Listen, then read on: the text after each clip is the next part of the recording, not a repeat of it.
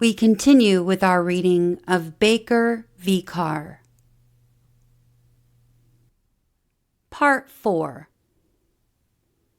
Justiciability. In holding that the subject matter of this suit was not justiciable, the district court relied on Colgrove v. Green and subsequent per curiam cases. The court stated, quote, "From a review of these decisions, there can be no doubt that the federal rule is that the federal courts will not intervene in cases of this type to compel legislative reapportionment," unquote.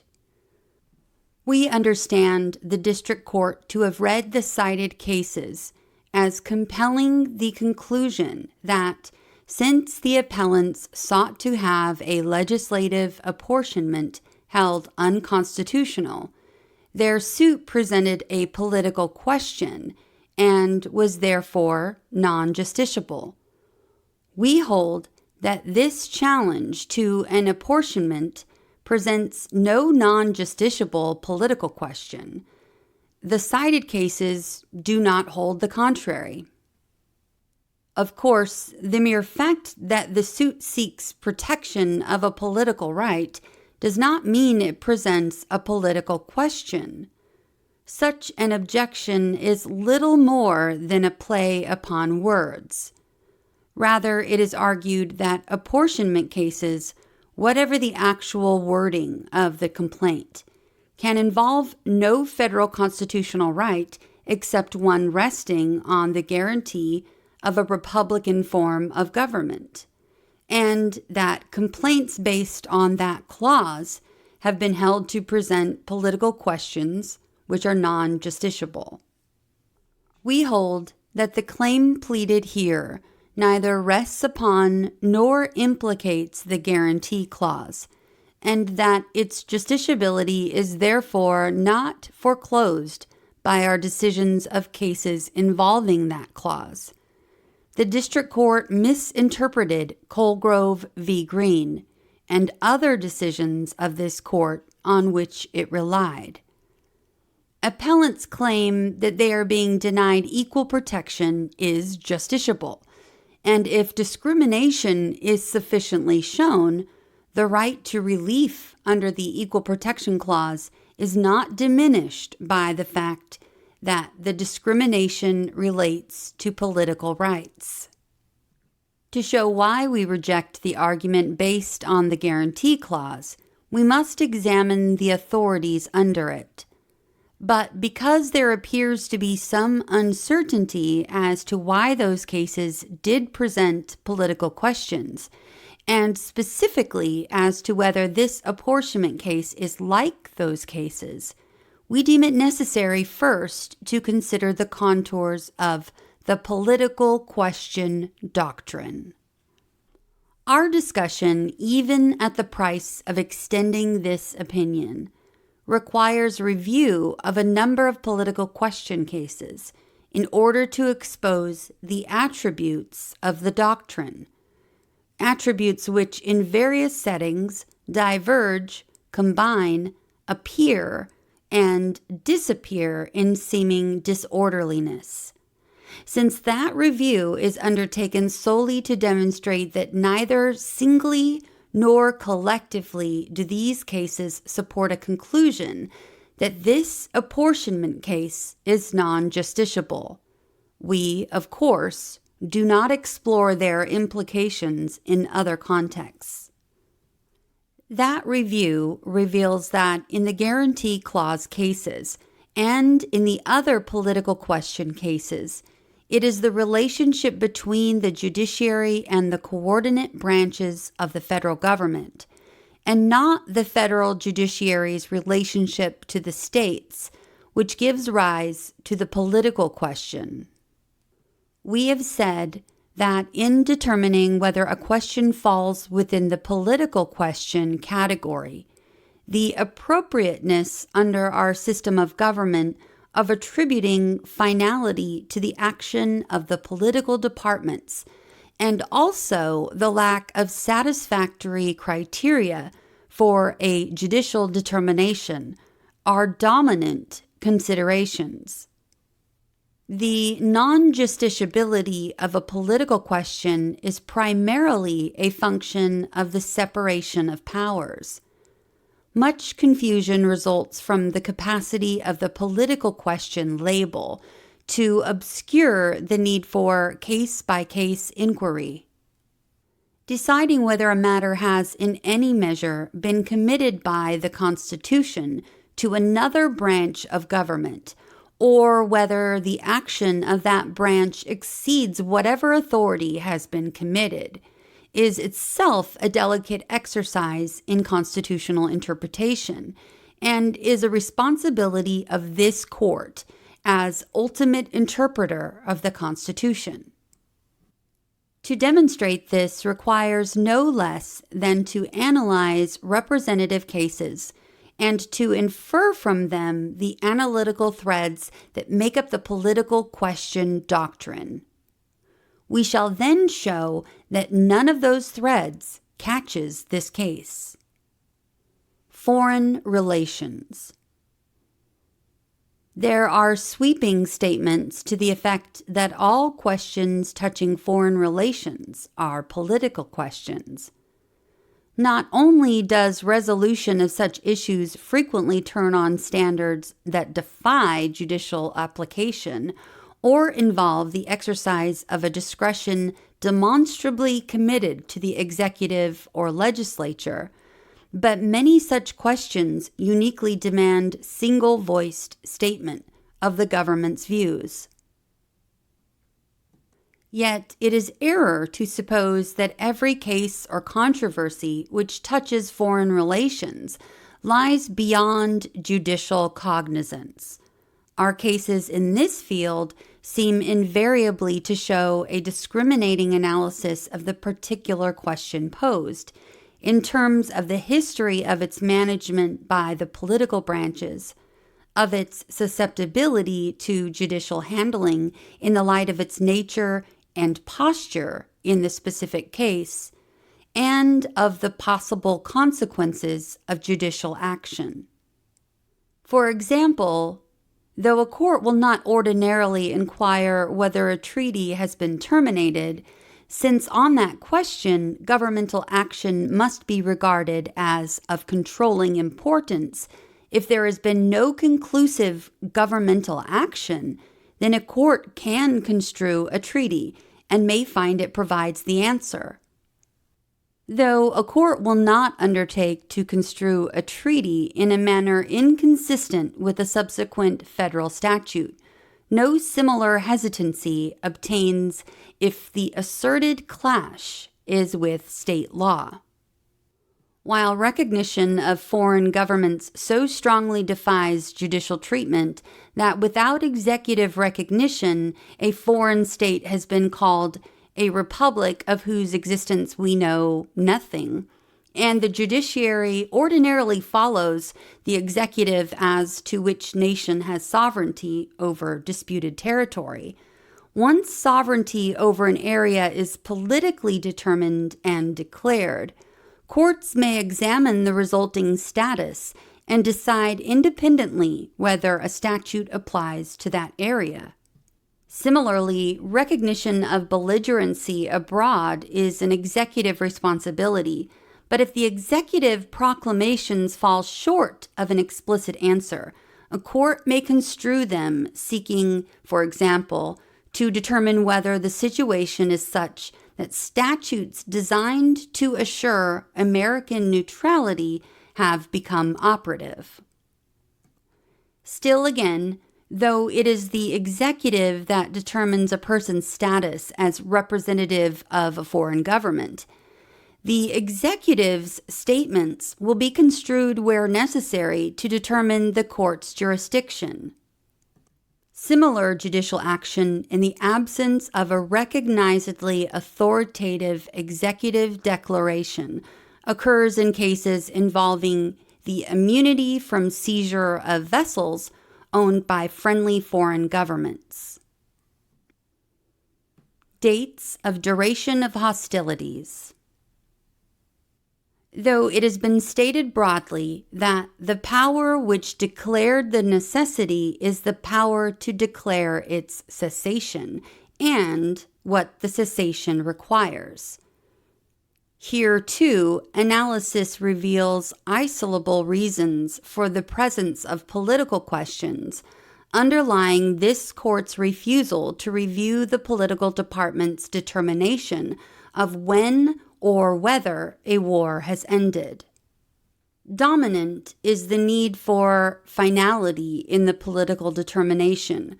For emergencies, nature demands a prompt and unhesitating obedience.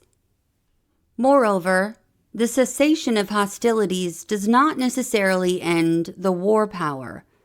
It was stated in Hamilton v. Kentucky Distilleries that the war power includes the power to remedy the evils which have arisen from its rise and progress, and continues during that emergency. But deference rests on reason, not habit.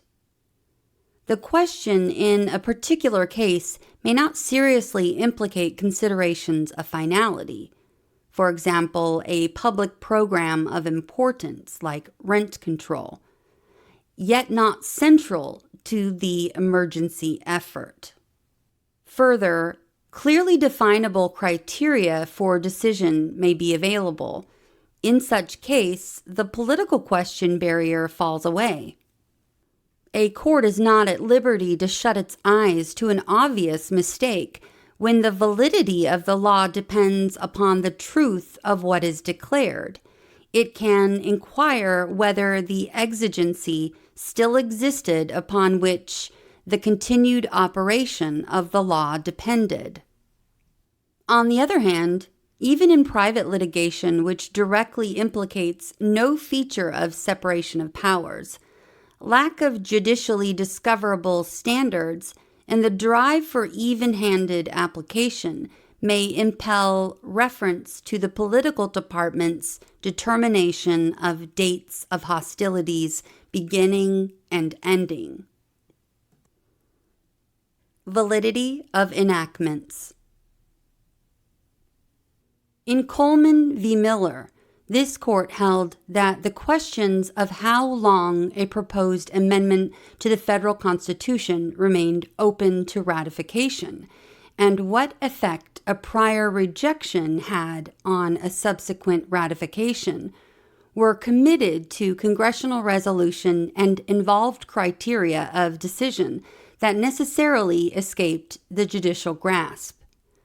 Similar considerations apply to the enacting process. The respect due to co-equal and independent departments, and the need for finality and certainty about the status of a statute contribute to judicial reluctance to inquire whether, as passed, it complied with all requisite formalities. But it is not true that courts will never delve into a legislature's records upon such a quest. If the enrolled statute lacks an effective date, a court will not hesitate to seek it in the legislative journals in order to preserve the enactment. The political question doctrine, a tool for maintenance of governmental order, will not be so applied as to promote only disorder. The status of Indian tribes. This court's deference to the political departments in determining whether Indians are recognized as a tribe, while it reflects familiar attributes of political questions, also has a unique element in that the relation of the Indians to the United States is marked by peculiar and cardinal distinctions which exist nowhere else. The Indians are domestic dependent nations in a state of pupillage. Their relation to the United States resembles that of a ward to his guardian. Yet, here too, there is no blanket rule, while it is for Congress and not for the courts to determine when the true interests of the Indian require his release from the condition of tutelage. It is not meant by this that Congress may bring a community or body of people within the range of this power by arbitrarily calling them an Indian tribe.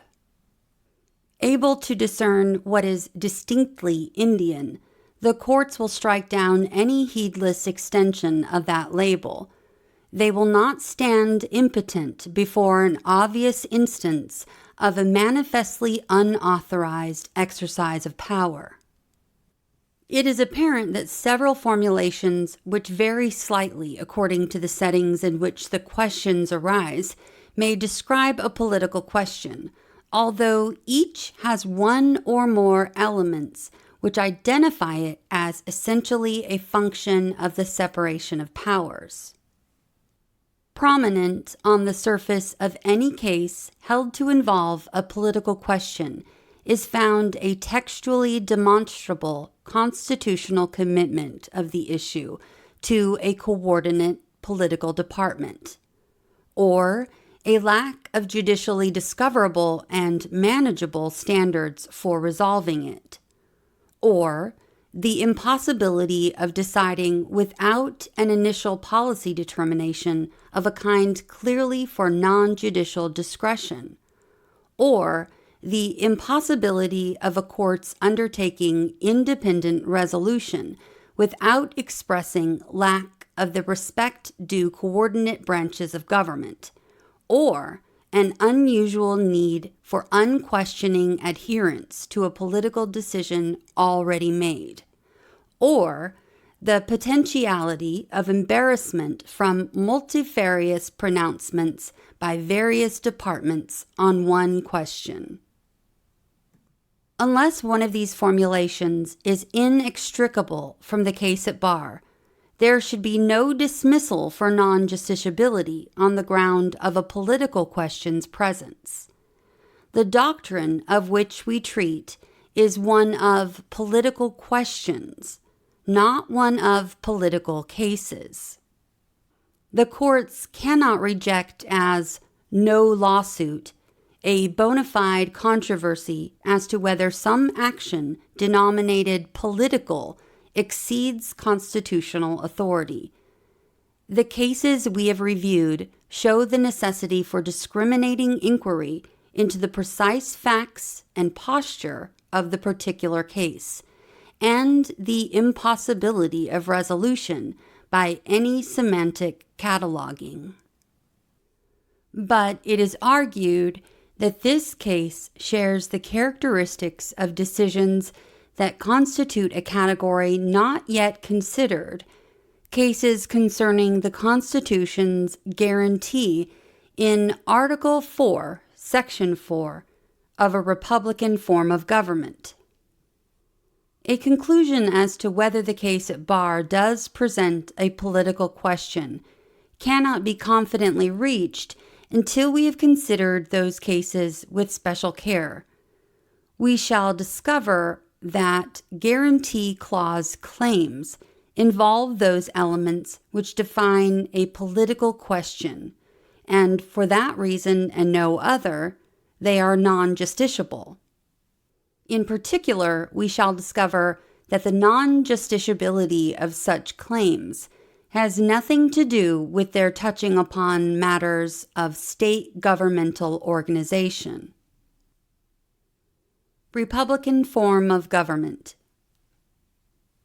Luther v. Borden, though in form simply an action for damages for trespass, was, as Daniel Webster said in opening the argument for the defense, an unusual case. The defendants, admitting an otherwise tortious breaking and entering, sought to justify their action on the ground that they were agents of the established lawful government of Rhode Island, which state was then under martial law to defend itself from active insurrection. That the plaintiff was engaged in that insurrection, and that they entered under orders to arrest the plaintiff. The case arose out of the unfortunate political differences which agitated the people of Rhode Island in 1841 and 1842, and which had resulted in a situation wherein two groups laid competing claims to recognition as the lawful government.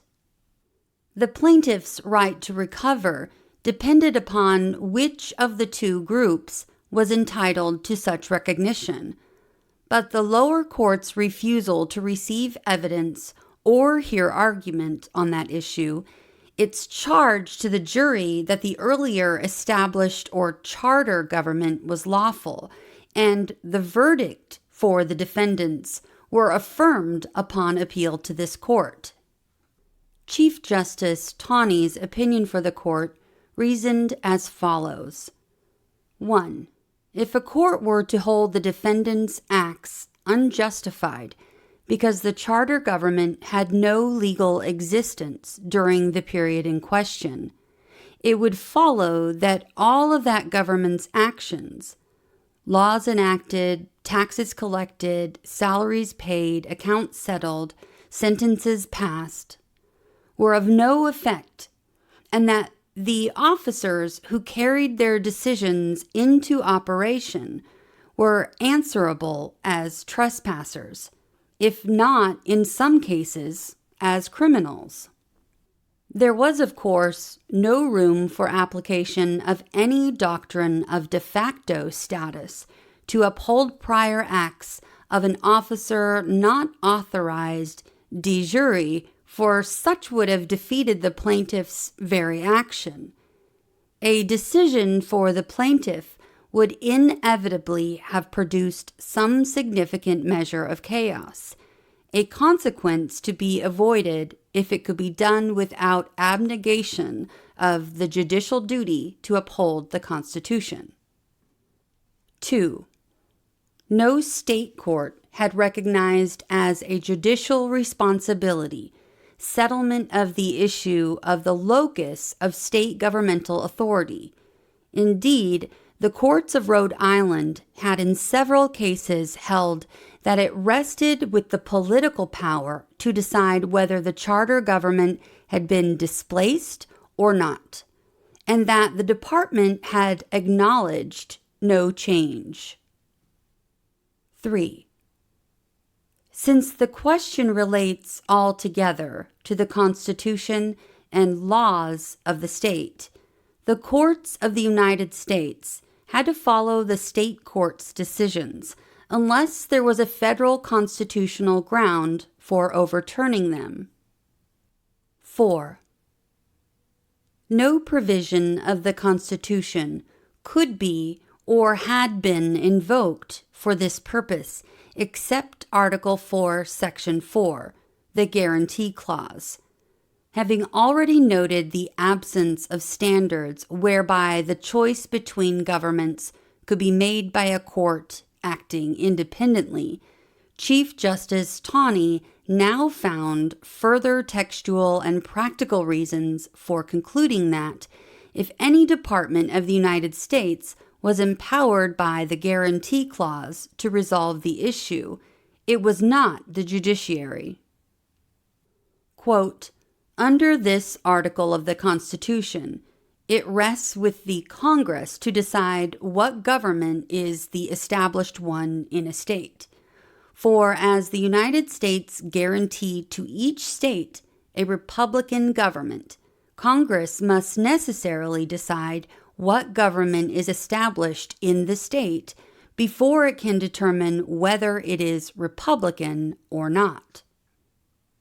And when the senators and representatives of a state are admitted into the councils of the Union, the authority of the government under which they are appointed, as well as its republican character, is recognized by the proper constitutional authority, and its decision is binding on every other department of the government, and could not be questioned in a judicial tribunal.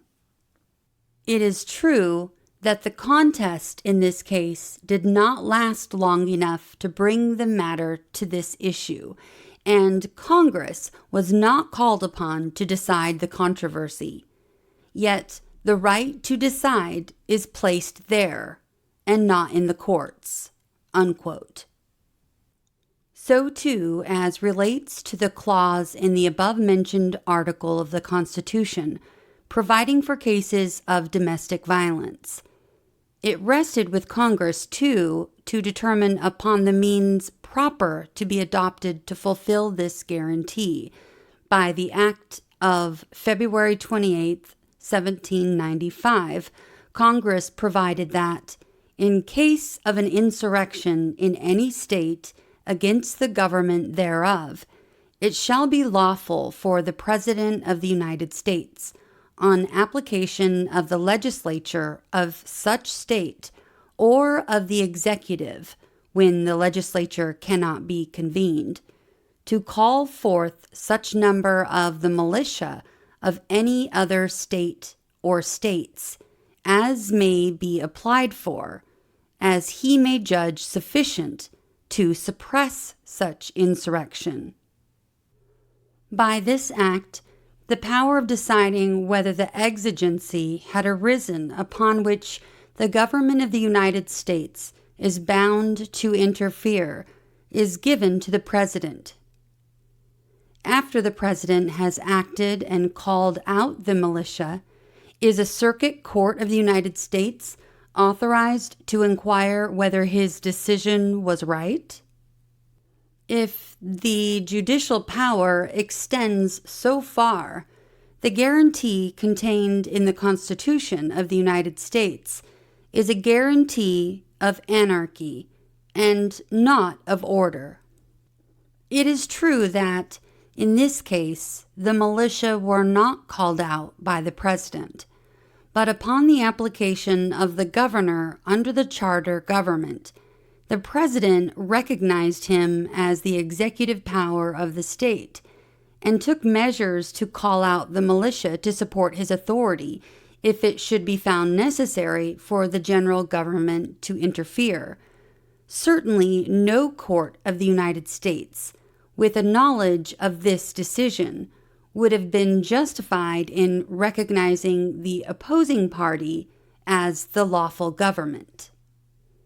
In the case of foreign nations, the government acknowledged by the President is always recognized in the courts of justice. Clearly, several factors were thought by the court in Luther to make the question there political. The commitment to the other branches of the decision as to which is the lawful state government, the unambiguous action by the President in recognizing the charter government as the lawful authority, the need for finality in the executive's decision, and the lack of criteria by which a court could determine which form of government was Republican. But the only significance that Luther could have for our immediate purposes is in its holding that the guarantee clause is not a repository of judicially manageable standards, which a court could utilize independently in order to identify a state's lawful government. The court has since refused to resort to the guarantee clause, which alone had been invoked for the purpose as the source of a constitutional standard for invalidating state action. Just as the court has consistently held that a challenge to state action based on the guarantee clause presents no justiciable question, so has it held, and for the same reasons, that challenges to congressional action on the ground of inconsistency with that clause present no justiciable question. In Georgia v. Stanton, the state sought by an original bill to enjoin execution of the Reconstruction Acts, claiming that it already possessed a Republican state in every political, legal, constitutional, and juridical sense, and that enforcement of the new acts, instead of keeping the guarantee against a forcible overthrow of its government by foreign invaders or domestic insurgents is destroying that very government by force. Congress had clearly refused to recognize the Republican character of the government of the suing state. It seemed to the court that the only constitutional claim that could be presented was under the Guarantee Clause, and Congress, having determined that the effects of the recent hostilities required extraordinary measures to restore governments of a Republican form, this court refused to interfere with Congress's action at the behest of a claimant relying on that very guarantee. In only a few other cases has the court considered Article 4, Section 4 in relation to congressional action. It has refused to pass on a claim relying on the Guarantee Clause to establish that Congress lacked power to allow the states to employ the referendum in passing on legislation redistricting for congressional seats. And it has pointed out that Congress is not required to establish Republican government in the territories before they become states, and before they have attained a sufficient population to warrant a popularly elected legislature. We come finally to the ultimate inquiry whether our precedents as to what constitutes a non-justiciable political question bring the case before us under the umbrella of that doctrine. A natural beginning is to know whether any of the common characteristics which we have been able to identify and label descriptively are present. We find none. The question here is the consistency of state action with the federal Constitution. We have no questions decided or to be decided by a political branch of government co-equal with this court, nor do we risk embarrassment of our government abroad or grave disturbance at home if we take issue with Tennessee as the constitutionality of her action here challenged. Nor need the appellants, in order to succeed in this action, ask the court to enter upon policy determinations for which judicially manageable standards are lacking. Judicial standards under the Equal Protection Clause are well developed and familiar, and it has been open to courts since the enactment of the 14th Amendment to determine if, on the particular facts, they must, that a discrimination reflects no policy but simply arbitrary and capricious action. This case does, in one sense, involve the allocation of political power within a state, and the appellants might conceivably have added a claim under the Guarantee Clause. Of course, as we have seen, any reliance on that clause would be futile. But because any reliance on the Guarantee Clause could not have succeeded, it does not follow that appellants may not be heard on the equal protection claim which, in fact, they tender. True, it must be clear that the 14th Amendment claim is not so enmeshed with those political question elements which render Guarantee Clause claims non-justiciable as actually to present a political question itself. But we have found that not to be the case here. In this connection, special attention is due Pacific States Telco v. Oregon. In that case, a corporation tax statute enacted by the initiative was attacked ostensibly on 3 grounds. 1, due process. 2, equal protection. and 3, the guarantee clause. But it was clear that the first two grounds were invoked solely in aid of the contention that the tax was invalid by reason of its passage. Quote, "The defendant company does not contend here that it could not have been required to pay a license tax.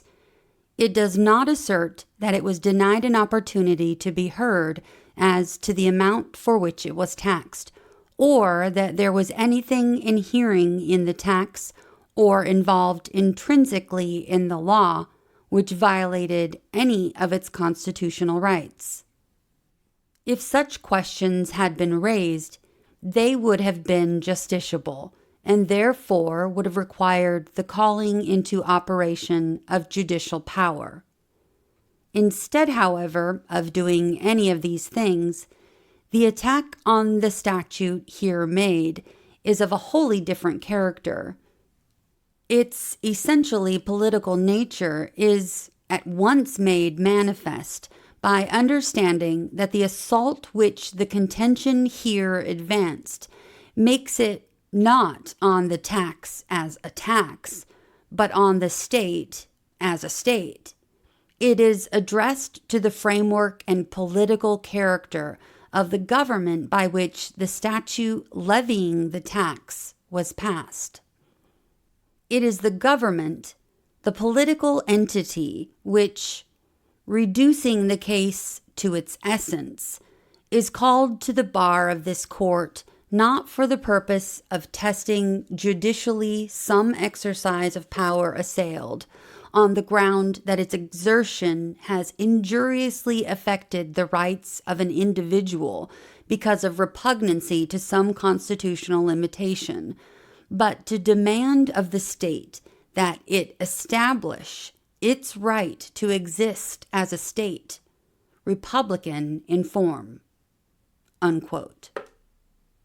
The due process and equal protection claims were held non-justiciable in Pacific states, not because they happened to be joined with the Guarantee Clause claim, or because they sought to place before the court a subject matter which might conceivably have been dealt with through the Guarantee Clause, but because the court believed that they were invoked merely in verbal aid of the resolution of issues which, in its view, entailed political questions. Pacific states may be compared with cases such as Mountain Timber Company v. Washington, wherein the court refused to consider whether a Workmen's Compensation Act violated the Guarantee Clause, but considered at length and rejected due process and equal protection arguments advanced against it. And O'Neill v. Lemur, wherein the court refused to consider whether Nebraska's delegation of power to form drainage districts violated the Guarantee Clause, but went on to consider and reject the contention that the action against which an injunction was sought was not a taking for public purpose. We conclude, then, that the non-justiciability of claims resting on the Guarantee Clause, which arises from their embodiment of questions that were thought political, can have no bearing upon the justiciability of the equal protection claim presented in this case. Finally, we emphasize that it is the involvement in the Guarantee Clause claims of the elements thought to define political questions, and no other feature which could render them non-justiciable.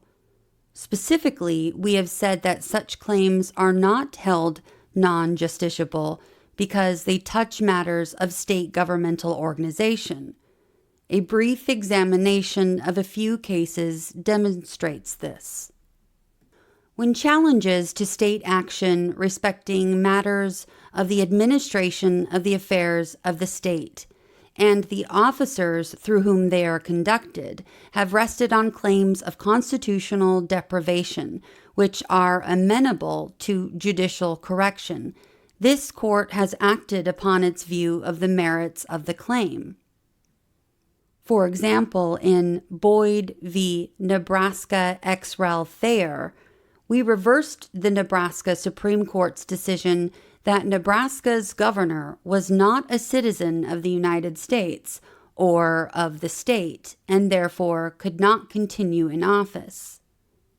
In Kennard v. Louisiana ex rel. Morgan and Foster v. Kansas ex rel. Johnston, we considered whether persons had been removed from public office by procedures consistent with the 14th Amendment's due process guarantee and held on the merits that they had.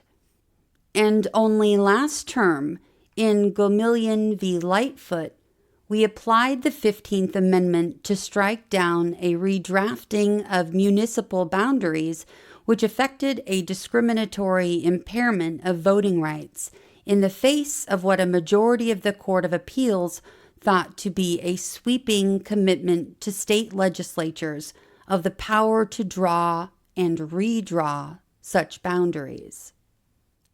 Gomillion was brought by a Negro who had been a resident of the city of Tuskegee, Alabama, until the municipal boundaries were so recast by the state legislature as to exclude practically all Negroes.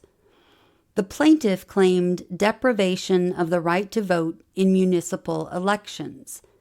The district court's dismissal for want of jurisdiction and failure to state a claim upon which relief could be granted was affirmed by the Court of Appeals. This court unanimously reversed.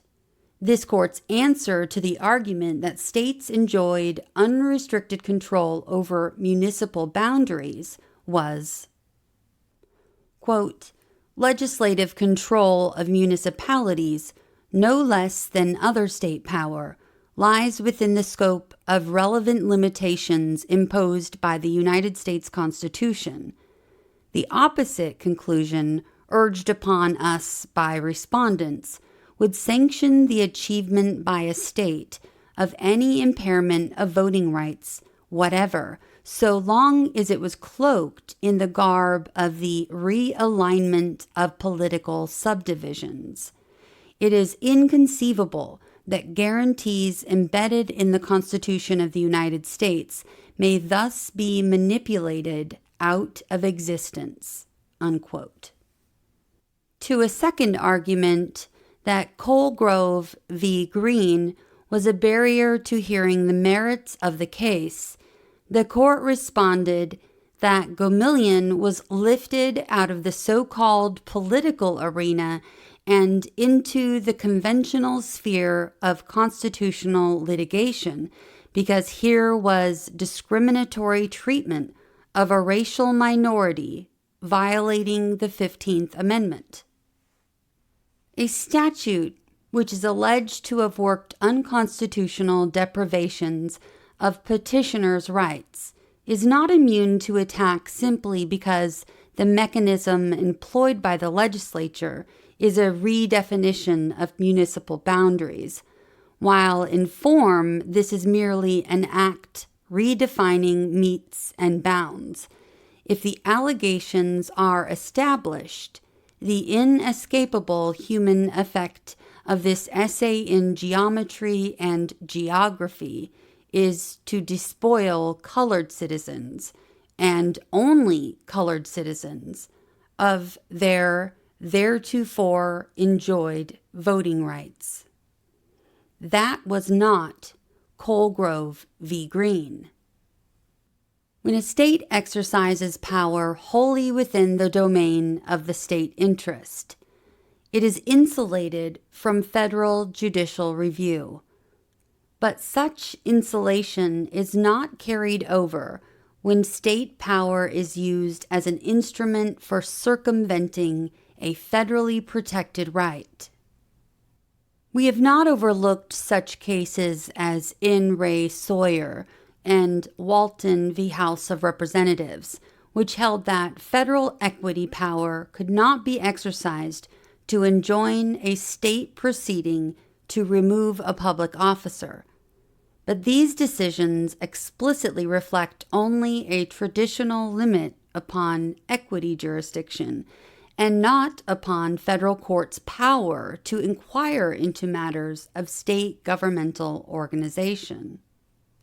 This is clear not only from the opinions in those cases, but also from White v. Berry, which, relying on Sawyer, withheld federal equity from staying removal of a federal officer. Wilson v. North Carolina simply dismissed an appeal from an unsuccessful suit to upset a state's removal procedure on the ground that the constitutional claim presented, that a jury trial was necessary if the removal procedure was to comport with due process requirements, was frivolous. Finally, in Taylor and Marshall v. Beckham, where losing candidates attacked the constitutionality of Kentucky's resolution of a contested gubernatorial election, the court refused to consider the merits of a claim posited upon the Guarantee Clause, holding it presented a political question, but also held on the merits that the ousted candidates had suffered no deprivation of property without due process of law. Since, as has been established, the equal protection claim tendered in this case does not require decision of any political question, and since the presence of a matter affecting state government does not render the case non-justiciable, it seems appropriate to examine again the reasoning by which the district court reached its conclusion that the case was non-justiciable.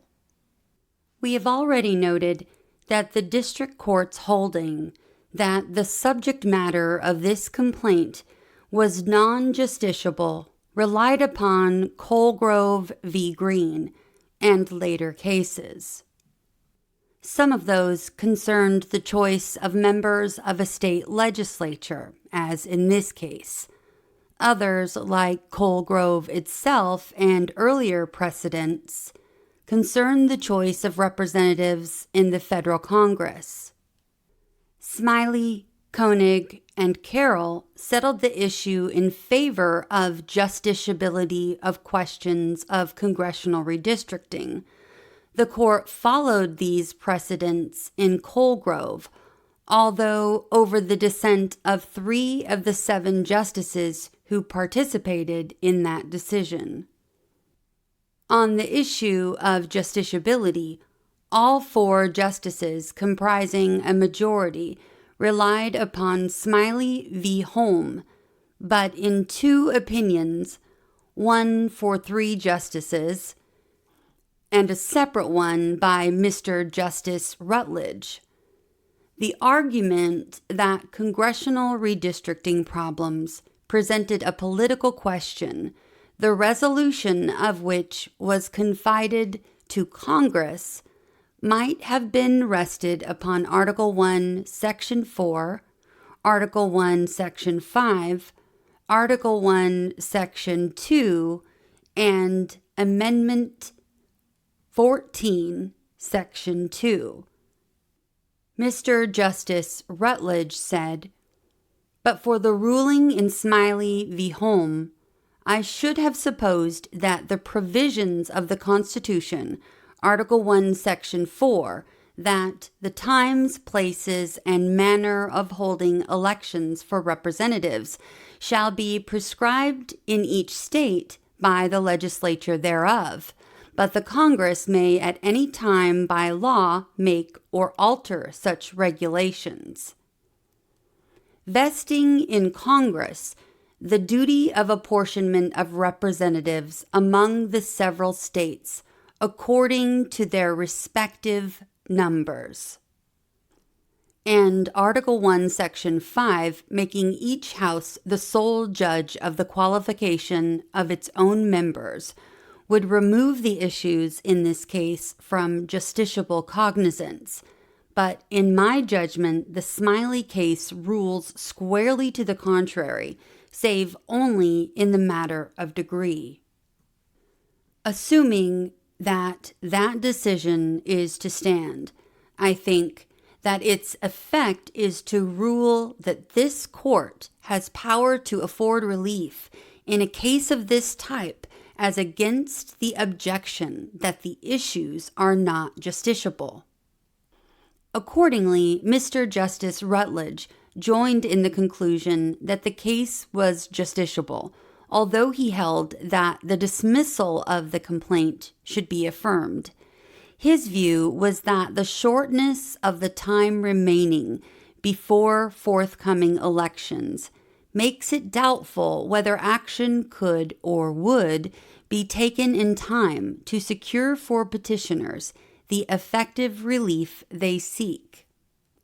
I think, therefore, the case is one in which the court may properly and should decline to exercise its jurisdiction.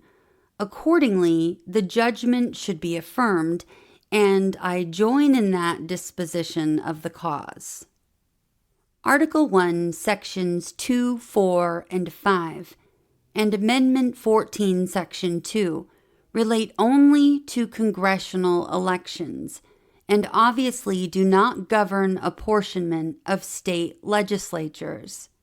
However, our decisions in favor of justiciability, even in light of those provisions, plainly afford no support for the district court's conclusion that the subject matter of this controversy presents a political question.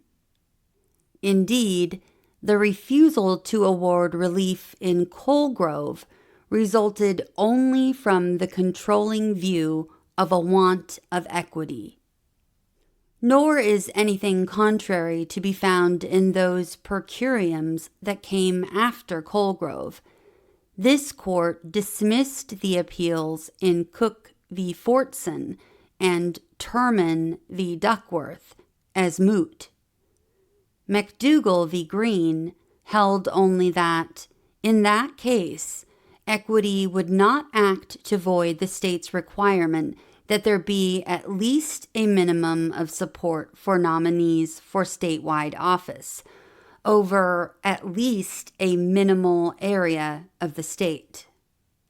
Problems of timing were critical in Remy v. Smith, dismissing for want of a substantial federal question a three-judge court's dismissal of the suit as prematurely brought, and in Hartsfield v. Sloan, denying mandamus sought to compel the convening of a three-judge court. Movants urged the court to advance consideration of their case, inasmuch as the mere lapse of time before this case can be reached in the normal course of business may defeat the cause, and inasmuch as the time problem is due to the inherent nature of the case. South v. Peters, like Colgrove, appears to be a refusal to exercise equity's powers, and Cox v. Peters dismissed for want of a substantial federal question the appeal from the state courts holding that their primary elections implicated no state action. Tedesco v. Board of Supervisors indicates solely that no substantial federal question was raised by a state court's refusal to upset the districting of city council seats, especially as it was urged that there was a rational justification for the challenged districting. Similarly, in Anderson v. Jordan, it was certain only that the state court had refused to issue a discretionary writ, original mandamus, in the Supreme Court. That had been denied without opinion, and, of course, it was urged here that an adequate state ground barred this court's review.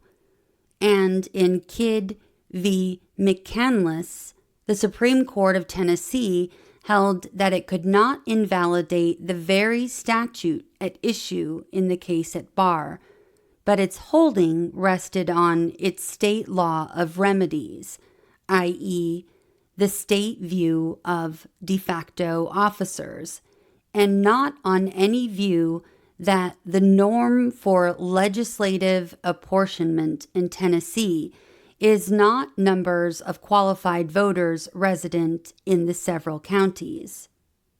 Of course, this court was there precluded by the adequate state ground, and in dismissing the appeal, we cited Anderson as well as Colgrove.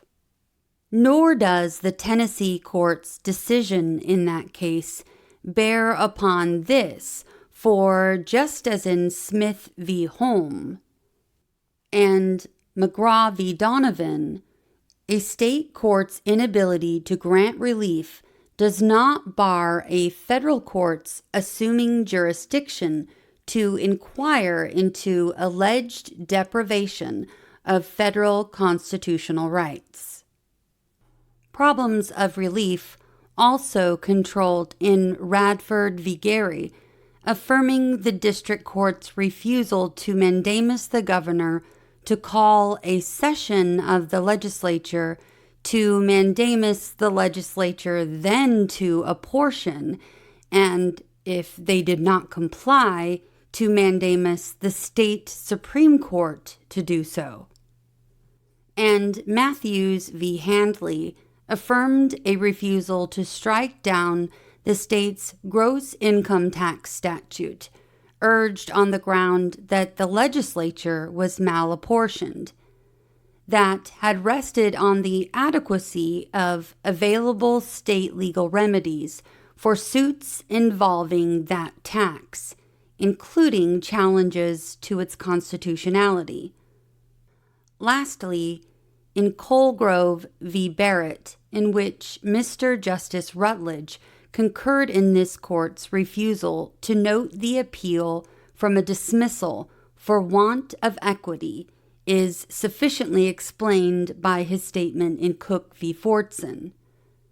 Quote, the discretionary exercise or non-exercise of equitable or declaratory judgment jurisdiction in one case is not precedent in another case where the facts differ. Unquote.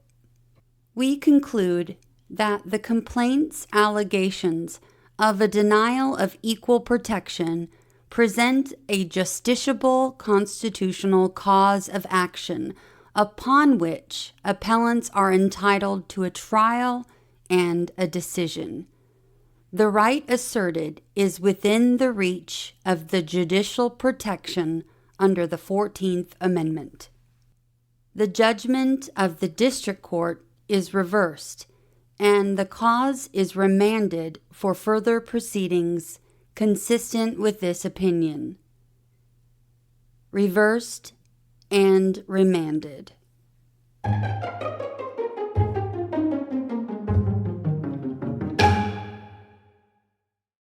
We've come to the end of the opinion. If you'd like to reach out and say hey or request a particular opinion to be read on the show, visit whatscotuswroteus.podbean.com for contact information. I'd love to hear from you. Until next episode, thanks for listening to What SCOTUS Wrote Us.